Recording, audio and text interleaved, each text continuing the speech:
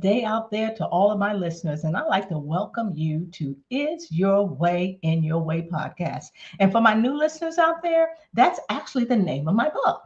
Is Your Way in Your Way. And we talk about topics related to personal development and self improvement.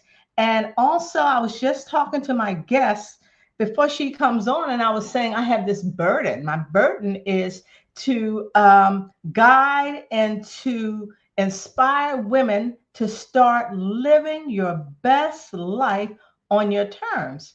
And I also told her, I think my burden is my calling.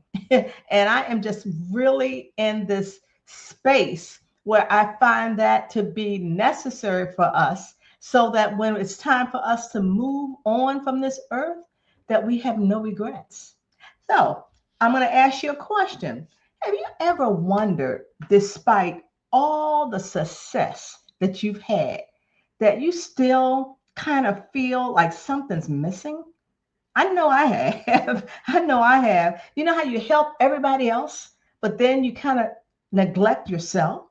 And if you're stuck in this cycle of self-doubt and heartbreak or burnout, this conversation is an invitation for you. And for you to stop abandoning yourself, start reclaiming your power, and rise into the woman you were truly created to be. And with that, I'd like to introduce to you my guest, and her name is Tori Jenae. Tori Jenae. Hi, Tori. Hello, Cassandra. So great to be here. Yeah, I'm glad you're here. I'm really, really, really looking forward to our conversation today.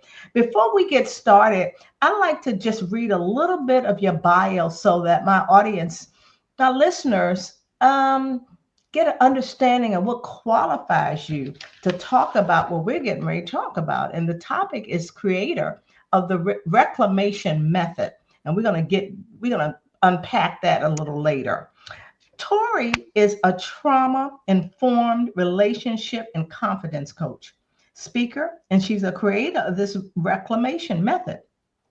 With more than 15 years of experience in clinical psychology, energy healing, and soul-led leadership, she helps high-achieving women heal emotional wounds, reclaim their self-worth, and rise into their next level identity through her courses. And she's also has a book coming out, and her speaking. She is on a mission to empower 1 million, listen to this, 1 million people to lead, love, and live without self-abandonment. That's powerful. And we were also talking, Tori and I were talking about how we both have a lot of similarities. And I know that she's a perfect fit for this podcast because she speaks to the same women my audience faces, the things that we all go through. And her mission is helping women stop standing in their own way and start living the life they were created for. So, Tori, tell us, how did your backstory lead to the work that you're doing today? Tell us about that. Yeah, I love to share my backstory because it's a powerful testament to where I come from and how different, how I really reclaimed the woman I was meant to be, as you said.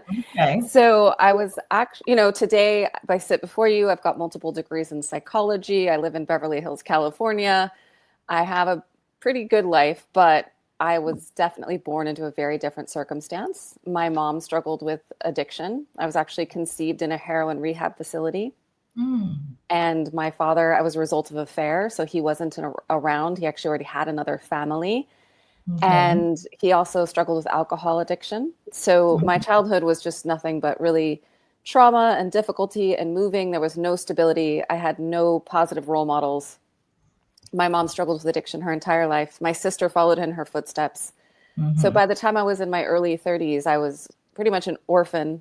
I'm the oldest living member in my family at this point. So I have experienced the kind of grief that will crack your soul open, from childhood trauma to the death of, both my parents, my sister, my grandparents, like pretty much lost everyone except for my younger siblings, thank God.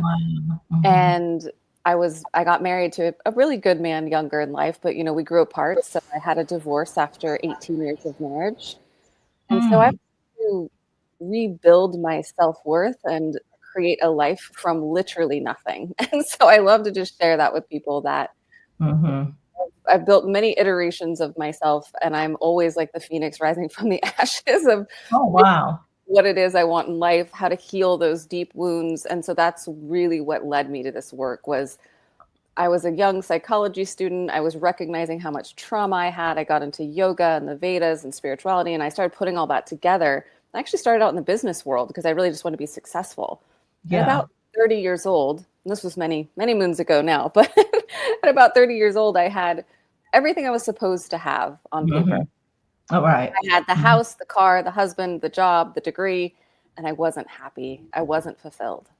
Mm. And that was Wow. when I woke up and recognized I wasn't living my purpose. I wasn't in alignment with my truth.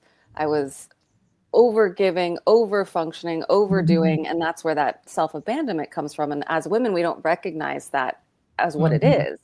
It Yeah. really comes from this beautiful place of like giving and people pleasing and loving other people, but we're not really loving and taking care of ourselves. And so that's where that work started. And I Okay. went back to school and I got two different graduate degrees, and then I started my practice. So Oh, wow. that Good for you. was so healing myself has been the biggest thing. And I always say work with someone who's done their own work, because otherwise, they'll project all their stuff onto you. But Right. yes, that's a little Yeah. bit of my backstory and how I Wow. ended up here. Okay, so you are definitely qualified. And Yeah, you I know won't. what? Yeah, you are. And there's a chapter in my book that says your childhood has a lot to do with your adulthood. But yet you're a testament to say, well, you know what? I have gone through this, my family, I had maybe an opportunity, and some people may call it an opportunity or fate, like, well, I grew up like this, so this is how it is, and it was something in you that says, nah, I am not feeling something is wrong. Something is wrong. And when you found that out, kudos to you. So what your personal transformation shaped your coaching methodology, right? So Absolutely. that's good. So so tell us about that methodology. Let's talk about, and one of the things I want to say is the reclamation method. And that's like returning something to a better start, Hmm. right? Okay. And where did you get that name? Where did you get that reclamation method? That's unique. Yeah, I think it was really like because I came from such a different world. Mhm. Like I said, I live in this. I would have never imagined I have the life that I do now. Like not in a million years as a little kid. Mhm. So I really feel like we all need to reclaim who we were truly meant to be before Mhm. the difficulty, before the stress, before the trauma, Mhm. before all the imprints, our patterns, our programs, the things we are led to believe about ourselves. I know some of the most, Mhm. I work with some of those brilliant, amazing entrepreneurs. I work with people in Hollywood, all these kinds of like big jobs, and they still doubt themselves. They still have Yeah. imposter syndrome. They still have Yeah. all these fears, and that's normal. That's part of growth. Yeah. But it's kind of like reclaiming who you're truly meant to be, like at the soul level, like Uh-huh. who you were created to be. And that was, and I do believe the same thing with like your childhood, that it does Mhm. shape you. And, your Mhm. wounds become your wisdom, your pain becomes your purpose. It's just Mhm. how you transform it. I always Right. tell my clients, you will choose what breaks you and what breaks you open. Exactly. Exactly. And so, Wow. Right. And I always say you can choose to be better or better, right? exactly. Exactly. Exactly. What do you think? What was it about you? Because I have listeners that have experienced trauma, and Hmm. to some degree, I think all of us have in some way, form, or Absolutely. another. What do you think it was about you that enabled you to pivot? Because that's not easy. What do you think happened? I think part of it was I saw how difficult life was, and I didn't want that for myself. There's a lot of financial struggle, there was a lot of trauma, there was a lot of up and down. My mom had mental health challenges. And I also had a younger brother that I was very protective of and loved very much. And so I think I decided I was going to have a different life. And I don't Mm-hmm. know why I made that decision, but at about 17, I left home on my own. Mm. I put myself through university. I never took out a single loan. I did it Wow. all myself. I paid for it Wow. myself.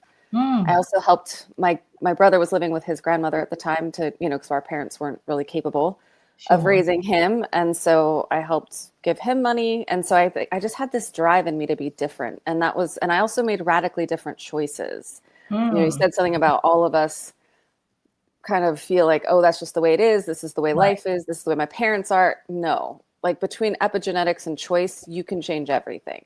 Like Right. I am the fourth generation of a drug addict, and I've never been an addict in my life. Like my grandmother, my mother, and my older sister all had drug and alcohol addiction. Mm. I do not, because at Mm. literally 18 years old, I decided I wasn't going to do drugs. And at probably 22-ish, I decided, drinking isn't that great. And Yeah. for me, it's like Russian roulette. So I'm not going to drink. So today Right. I'm 47 years old. I don't drink. I just have never, like for Yeah. me, I just don't, like it's just not a thing. Like I may have a drink every once in a great while. I've had a couple in the last 20 something years, but it's Yeah. not a thing for me. It's not a, Right.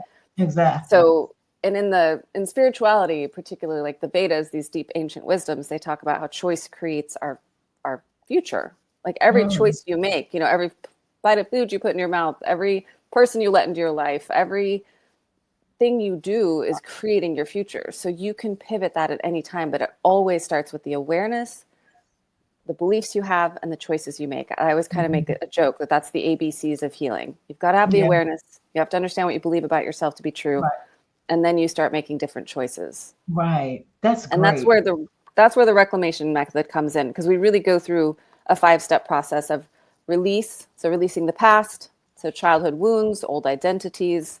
So you're no longer like weighed down by the past, by what's happened, the emotional residue Mhm. of everything that's occurred. And like you said, we all have trauma. I don't know Mhm. anyone who doesn't. And when someone tells Right. me they had a perfect childhood, I actually know that that's the red flag, because they just haven't opened up their eyes yet, because we all have something.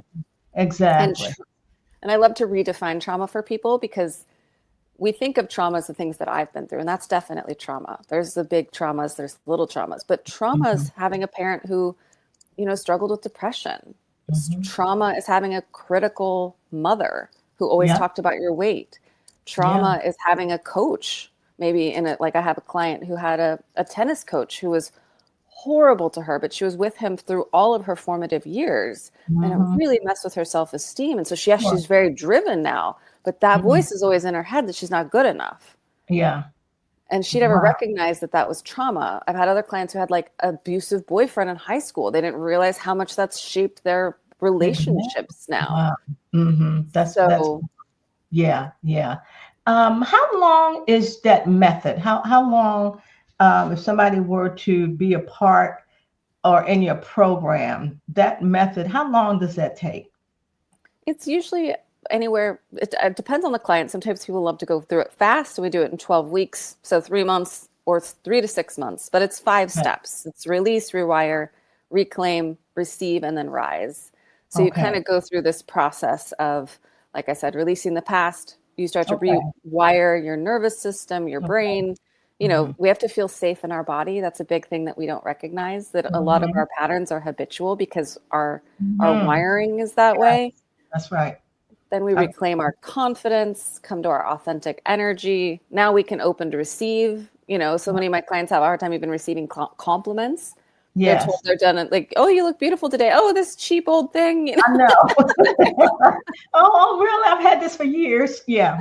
Exactly. Like we kind of downplay it. And we're all like, I'm all these things. I'm recovering perfectionist, type A Sure. personality, like you name it. I've done it. So I Oh, always good say this for with a lot you. of So love. you're recovering perfectionist. That's what I say, but that's a daily process for me.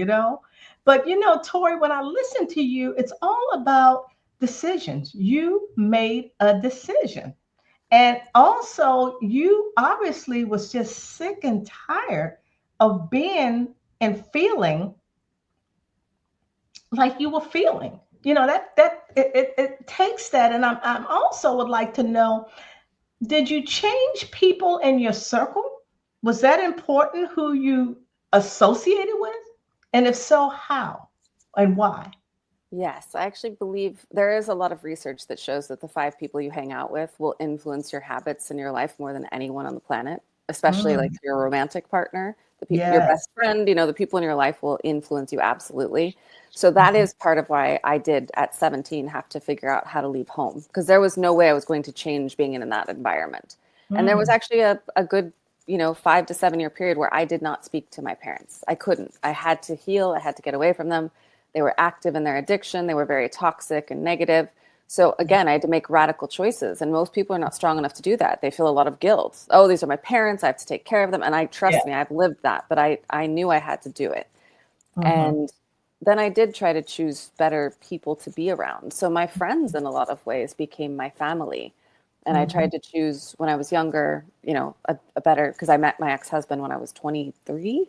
So I Yeah. really tried to choose a man who was a good man and, was stable and solid. And, I really looked for the opposite of everything I had ever been around, even Mm, though some part of me didn't know that was possible for me or that I yes. deserved it or that I was good enough for any of it because I was the, Right. the kid from the wrong neighborhood who didn't have Yeah. good parents, who was the result of an affair. So I get that inner voice that we all have, but like Hmm. healing that and proving to yourself that no matter where you came from, no matter what you've done, you are still worthy. Yes, you are. Yes, you are. And more than likely, you more than likely. I call, excuse me, you attract who you are, right? So, like you indicated, there were people in your life you had to get away from, you know, um, and individuals that came into your life, perhaps you attracted them, you know, and even now that you have a different circle of friends, that those five individuals that are major influences on you. Something else you talked about that I want to hear your take on it. You talked about releasing emotional residue in your work. And how does that affect your self-worth? And what does that mean? And also I got three questions on that. How does it show up in high achieving women? That Yes. emotional residue. So I love to tell women what to look for, and it's going to be Mhm. people pleasing, perfectionism, self doubt, questioning yourself all the time, saying things to yourself like, what's wrong with me? Why do I keep doing this? Why do I have these reactions all the time? Being like reactive, emotionally, feeling off or sad or upset more often than not. But it's really Mhm. like this internal knowing that just something doesn't feel right and that you are maybe avoiding how you're feeling. You're overworking, Yeah. you're Mhm. overgiving, it's what we call in psychology over functioning. So just overdoing for everyone but yourself. So there's some Mhm. things to look for, then that means that something is going on emotionally, internally. And so that emotional residue is, think of it as like every time we have difficulty, even if it's like chronic stress from work, a lot of, a difficult marriage or relationship that you're in all the time, like it is leaving its imprint on your system. Yes. And we have to heal the system because it's starting to look for danger, essentially. Mhm. It's Mhm. like I said, if you grew up with a critical mother and then you end up with a partner who's also critical, now your system is in hypervigilance. It's Mhm. scanning constantly for Mhm. that criticism. And then Mhm. you criticize yourself. And Right. so you have to get to the root cause and actually start healing at the nervous system level, which means, like your brain stem, your body, and your Right. mind. They are a feedback loop, and your Mhm. body is trying to protect you. Your body will never lie to you. But I do a process called energy psychology, which Okay. is approved by the American Psychological Association, but it is basically energy work. So it Mm. is biofield tap, like EFT tapping type style work. It's a little different, but we do a lot of work to help calm the nervous system, get us out of that fight or flight so we can get Mhm. into rest or digest. And a lot of people don't Mhm. recognize that we think of fight or flight as like the nervous system being hijacked, which is true. We've all heard right? Like, if a bear was attacking you, we'd have fight or flight. Right. But most women actually go into what we call freeze or fawn.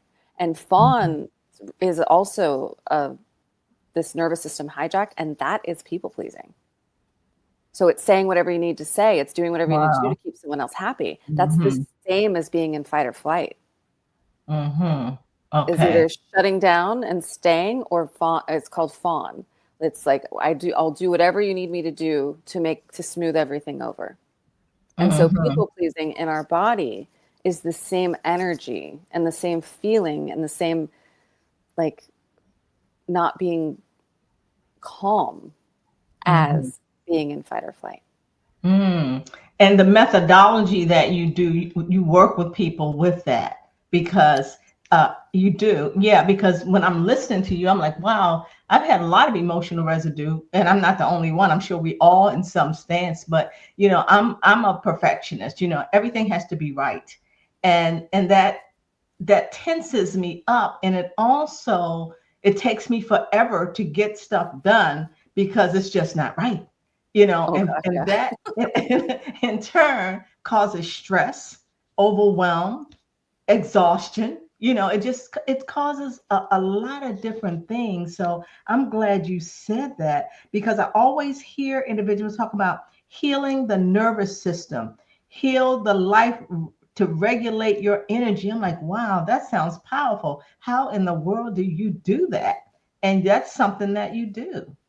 And I do want to give your listeners like some simple tips that will help regulate the nervous system, because I think that it gets really confusing and it sounds really hard, and it's really not.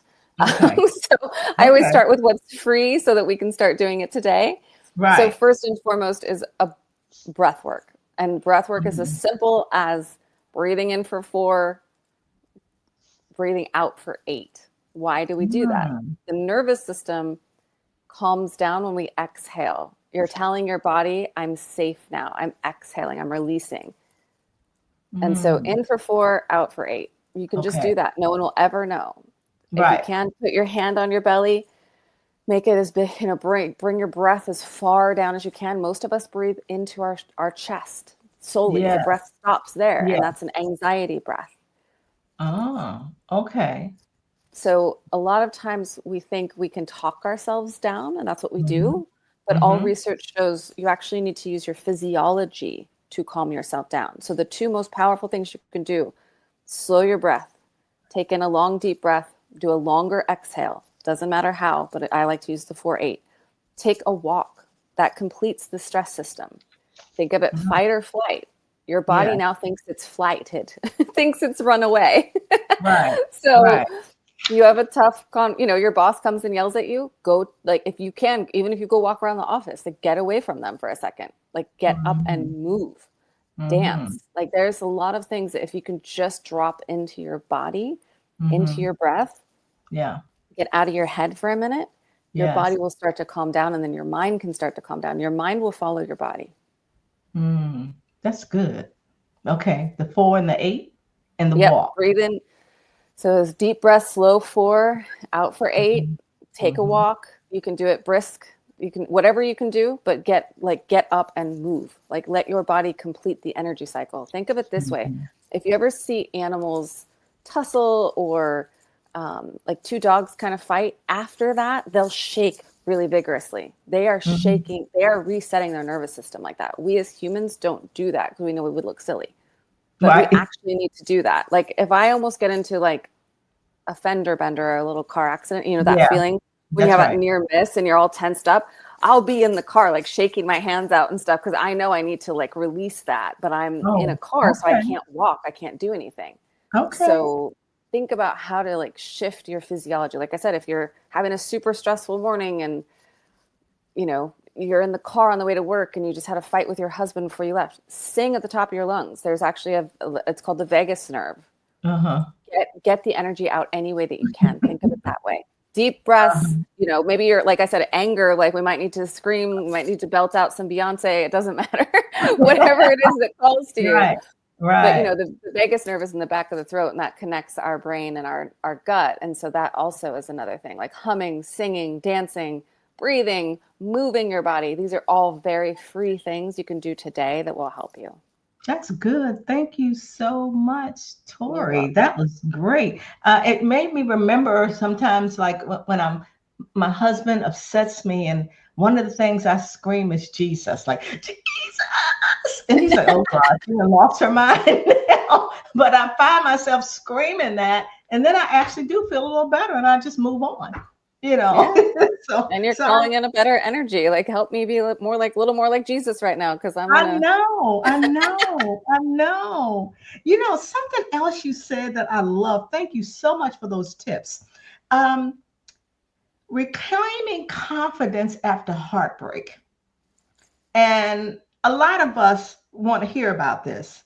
Like, and I love it when you say healing isn't moving on, it's coming home to yourself. And when I was in therapy, I've been in therapy for years. I'm always in and out of therapy. And I remember my therapist saying, Cassandra, you need to come home to self. And I was like, to self? And that really agitated me. Like, what is she talking about? Come home to yourself. So I'm like, I can't wait to ask Tori, what does that mean? Tell us, unpack that for us. yeah, that sounds really it. And I get it. I'm very logical. And there's definitely things that I say to people now that I try to make it very grounded in real Yes, life. right. And it's really because we as women are literally taught to focus on everyone but ourselves. And so Mm-hmm. coming home to myself really means, am I checking in with me? Do I Mm-hmm. know who I am, what I want, and what I need? And I have women that I work with that are so codependent, meaning so enmeshed in their relationships, that they don't recognize when they're hungry, when they are tired, when they need to go to the bathroom. And so I have them check on themselves every couple hours. Wow. Hey, like it'd be like, okay, Tori, am I hungry? Am I tired? How am I feeling? Just coming home to yourself is literally checking in with you and saying, Okay. how am I doing? Like the deeper work is, who am I? What do I want? You know, I am someone beyond someone's daughter, sister, mother, wife, Mm-hmm. Mm-hmm. worker, whatever you tell yourself. That is not your identity.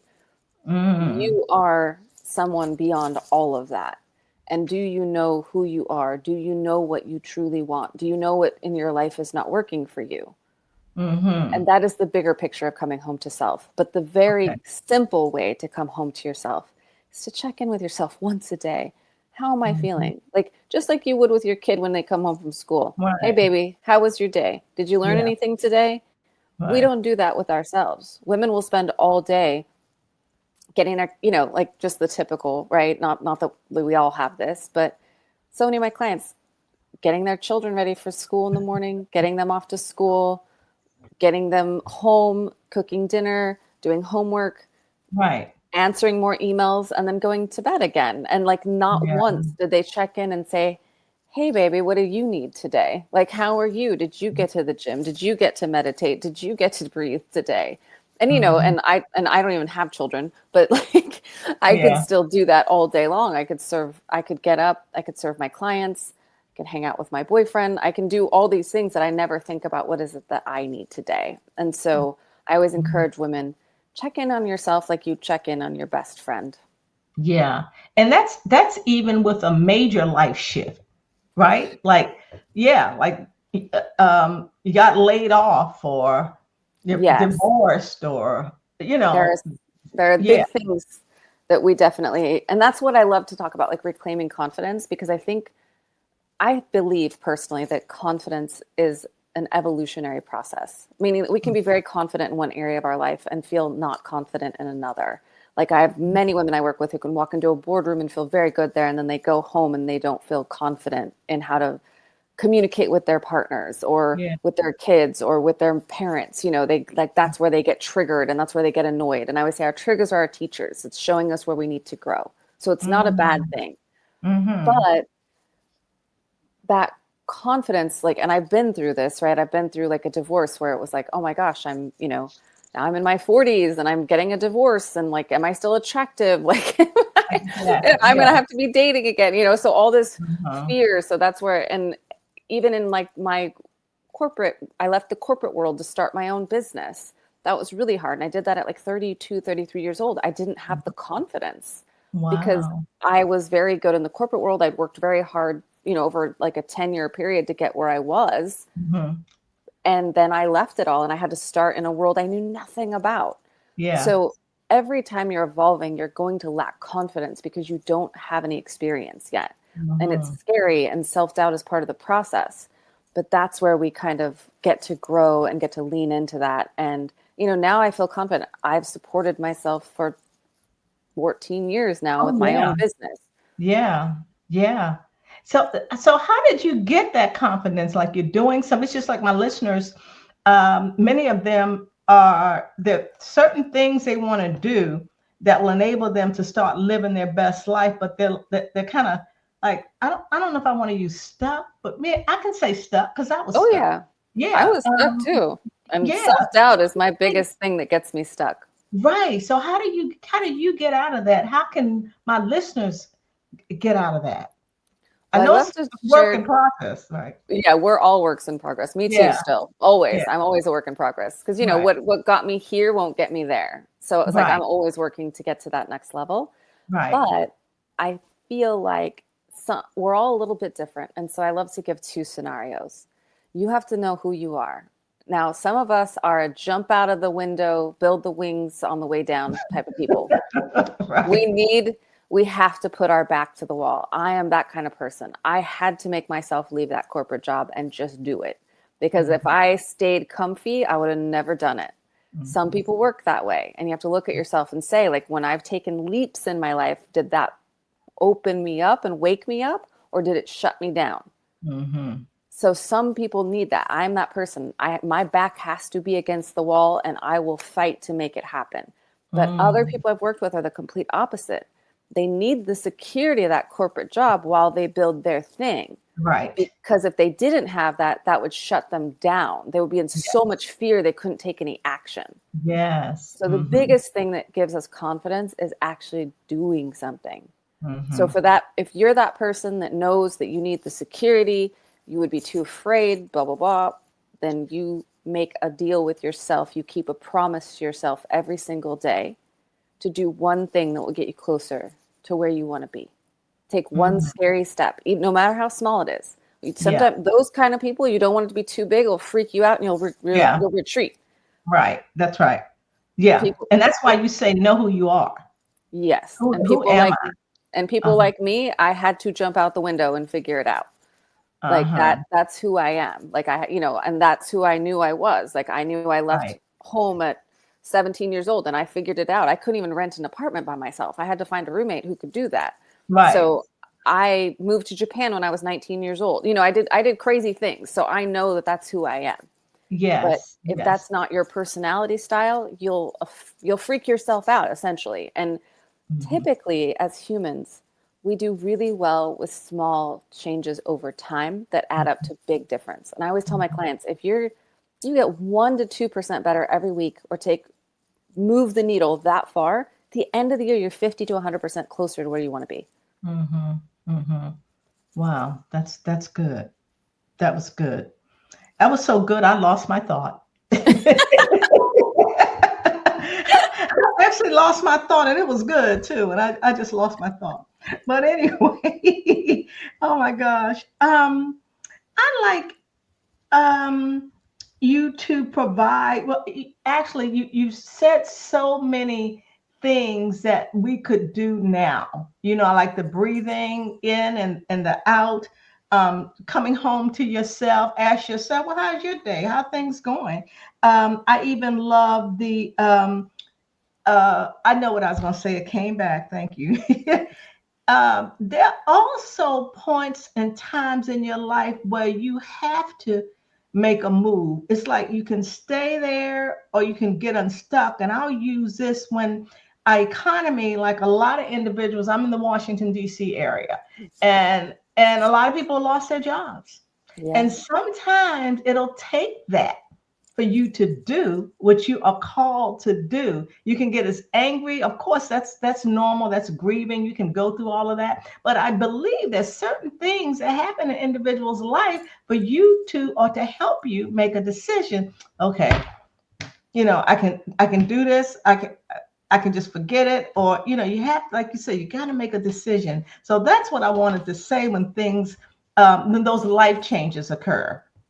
Yeah, and Yeah. that's actually like for me in everything I've studied over the last 26 years, psychology, spirituality, I know for a fact that those things that the breakdown happens before the breakthrough. And we Mhm. often go into this victim mentality when that stuff happens. You know, the Mhm. divorce, the death of someone, the being laid off, being fired, losing our money, all, and I've been through almost all of those. You know, I've Mhm. lost all my money. I have like started my business. I spent all of my 401k to do that, you know, like because I went from a six-figure job to not making much money. Mhm. I've been through a Mhm. divorce. I've lost multiple, like my entire family. So Yeah. each of these things, we see them as bad, but they are the key to our transformation. And we have Mhm. to see it that way. Yes, we have to feel the pain and the wounding and all that for sure. But Mhm. we can't stay there forever. We have to say, what is the gift in this difficulty? Because the Right. pain of staying the same is too great at that Mm. point. It's like Mm. when my sister died, actually, my sister died suddenly from, you know, drug and like basically drugs that she'd been doing forever. And that was in 2012. And that year, I took her death as like, wow, my sister did not live. So I am going to live and I am going to leave this corporate job because I know it's not where I'm meant to be. And Sure. so I took her death as a catalyst to transform. I Mm. took my divorce as an opportunity to move to a new city, to be, you know, to live where I'd always wanted to live, to do things I always wanted to do, to like Sure. live life again on a deeper level on my own terms Yes. without being able to think, without having to think about anyone else. And I Yeah. took 2 full years to just be single and do everything I wanted to do without a Yeah. partner. You Yeah. know, so and you know, some I've known so many women who've lost their job and that was the catalyst for them finding the next thing. Even Mhm. I've got a client who, you know, survived cancer and doesn't even have a stomach and like Mm. they've done so many different, you know, it's like they've gotten Yeah. so into health and so it's like Yeah. the breakdown comes before the breakthrough and always see it as, you know, I see it as the universe, God, whatever, put that thing in your life to Yes. give you enough pain to make the change you know you need. Yes. Yes. Wow. That's good. That's good. Well, Tori, we're going to have to wrap up. This was really good. I could keep talking and talking. Um, um, any words of wisdom or a call to action? I know you have a, if I'm not mistaken, a discover. You can have discovery call with you, or how can people get in touch with you? And what are some of the benefits? You said a lot that could happen if they did connect with you. Yeah, I mean, with me, I really, like I said, I love to help people just clear out the past, create the best relationships with themselves and with others. And, you know, I work with like a lot of high performing leaders, entrepreneurs, creatives, but we're really Mhm. helping you again release everything that holds you back so that you can create the life. Like I've had so many women, I've worked with women who've done everything from lose 30 pounds, find the love of their life, and build multi-million dollar businesses. So Yeah, it's like yeah, there's lots, it's really dependent on what that person wants. But you can exactly. find me, you can connect with me on my website at torijenae.com. So ToriJenae.com or Mhm. Instagram, tori.jenae. So Tori.Jenae. Uh-huh. And I have a free booklet too that's called like the confidence codes. So Yes. that's pretty long, but it's free information. It will kind of help you understand what are the core psychological wounds that are holding you back. So is Mhm. guilt holding you back? Is the betrayal wound, the abandonment wound, like all these deeper things, and it will tell you Mhm. exactly how it's showing up in your life and your relationships. Mhm. And then lots of tips on how to like actively start creating more confidence and moving past that so you can make the moves that you want. So you can get out of your own way because that's what we're Mhm. all doing. And Yes. my job, and I have a fierce intuition. I always see what's going on underneath the, you know, between 26 years of psychological study and then just having a practice now for 14. I can Sure. pretty much do an intake with someone and already understand all of their patterns, programs, and problems and be like, okay, Right. babe, this is what's going on. Exactly. Yeah. So Okay. my words of wisdom are if you're listening to this podcast, it means you're looking for this information and you are ready to make the shifts in your life. So choose one thing every day that you're going to do to get closer to where you want to be, whether that's starting to journal, starting to meditate, starting to do this breath work, starting to be more self-aware and be honest with yourself about what's not working in your life, what you would love to shift. I love to ask women to sit with themselves and say, if I had a magic wand, what would I change in my life? Right. If I knew I couldn't fail, what would I be doing? Exactly. That's good. That's good. Well, Tori, thank you so much. And my listeners, I know you gained a lot of insight from Tori Jenae. And if in fact you forgot it was something she said that you can't remember, but you wanted to write it down, you can play this podcast over and over and over again. And I ask you that you have friends or you know someone where this would benefit them, please share it. And it will also be on all major podcast platforms. So, like I always say to my listeners, Tori, first of all, I want to thank you for for stepping out and making a decision to be the woman that you are to be, because you're making a big difference. I so appreciate you. And I also want to thank my listeners for listening. And as I say, bye for now, and God bless you all. Thank you again, Tori. Thank you.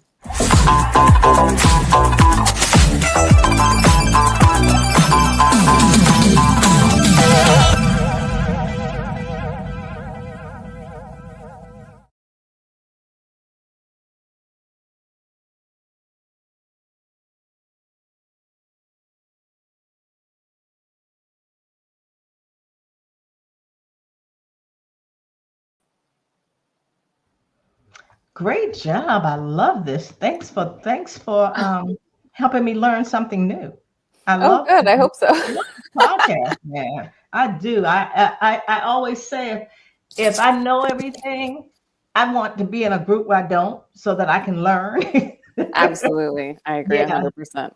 yeah. So I really appreciate you, and I will send you this. I will let you know when it's going to go live, and I'm certain you're going to get a mega downloads as a result of it. Oh, I hope so. My goal is Yeah, always just to serve and help as much as possible. me So that's why I too. love to give Yeah. free And tools right away so that someone can listen and be one 1 to 10% better right away. exactly. So again, thank you and God bless you, and you'll hear from me soon. All right. Thank you so All much, right. Cassandra. Sure. Bye for now. Bye. That's good. Okay. Okay.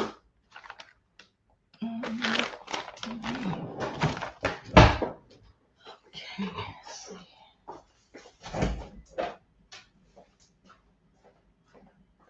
You did good, Pumpkin. You did real good, Mom. I'm so proud of you.